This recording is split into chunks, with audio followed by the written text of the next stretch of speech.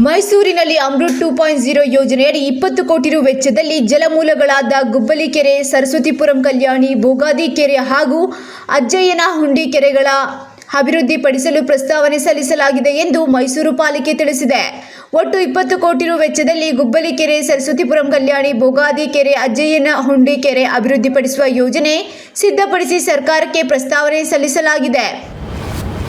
ರಾಜ್ಯ ಬಿಜೆಪಿ ಭಿನ್ನಮತ ಶಮನಕ್ಕೆ ವರಿಷ್ಠರು ಕೊನೆಗೂ ಮನಸ್ಸು ಮಾಡಿದಂತೆ ಕಾಣುತ್ತಿದೆ. ವಿಜಯೇಂದ್ರ ಮತ್ತು ಬಸನಗೌಡ ಪಾಟೀಲ್ ಯತ್ನಾಳ್ ಬಣ ದೆಹಲಿಯಲ್ಲಿ ಇರುವಾಗಲೇ ಆಂತರಿಕವಾಗಿ ಕಿತ್ತಾಟ ನಡೆಸುತ್ತಿರುವವರಿಗೆ ಬಿಸಿ ಮುಟ್ಟಿಸುವ ಕೆಲಸವನ್ನು ದೆಹಲಿ ನಾಯಕರು ಮಾಡಿದ್ದಾರೆ. ಈ ನಡುವೆ ಬೆಂಗಳೂರು ರಾಜರಾಜೇಶ್ವರಿ ನಗರದ ಶಾಸಕ ಮುನಿರತ್ನ ನಡೆಸಿದ ಪತ್ರಿಕಾಗೋಷ್ಠಿಯಲ್ಲಿ ಹಲವು ವಿಚಾರವನ್ನು ಪ್ರಸ್ತಾಪಿಸಿದ್ದಾರೆ. ಅದರಲ್ಲಿ ಪ್ರಮುಖವಾದದ್ದು ರಾಜ್ಯ ಬಿಜೆಪಿಯ ಭಿನ್ನಮತ ಶಮನವಾಗುವುದು ನಮ್ಮ ನಾಯಕರಲ್ಲಿ ಕೆಲವರಿಗೆ ಬೇಕಾಗಿಲ್ಲ ಎನ್ನುವ ಹೊಸ ಟ್ವಿಸ್ಟ್ ಅನ್ನು ಕೊಟ್ಟಿದ್ದಾರೆ.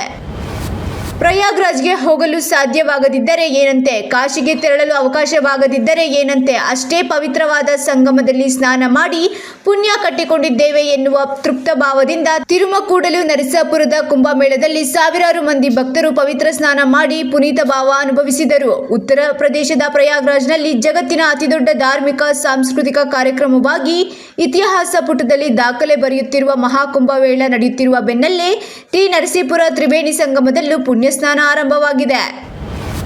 ಬಿಜೆಪಿ ರೆಬೆಲ್ ಶಾಸಕ ಬಸನಗೌಡ ಪಾಟೀಲ್ ಯತ್ನಾಳ್ಗೆ ಪಕ್ಷದ ಕೇಂದ್ರ ಶಿಸ್ತುಪಾಲನಾ ಸಮಿತಿ ನೋಟಿಸ್ ನೀಡಿ ಬಿಸಿ ಮುಟ್ಟಿಸಿದೆ.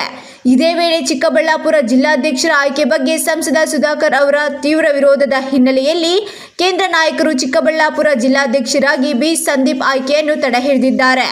ರಾಷ್ಟ್ರೀಯ ಅಧ್ಯಕ್ಷರ ಸೂಚನೆಯಂತೆ ರಾಜ್ಯ ಉಸ್ತುವಾರಿ ರಾಧಾ ಮೋಹನ್ ದಾಸ್ ಅಗ್ರವಾಲ್ ಅವರು ಸಂದೀಪ್ ಆಯ್ಕೆಯನ್ನು ತಡೆ ಹಿಡಿದಿರುವುದರ ಬಗ್ಗೆ ಬಿವೈ ವಿಜಯೇಂದ್ರಗೆ ತಿಳಿಸಿದ್ದಾರೆ.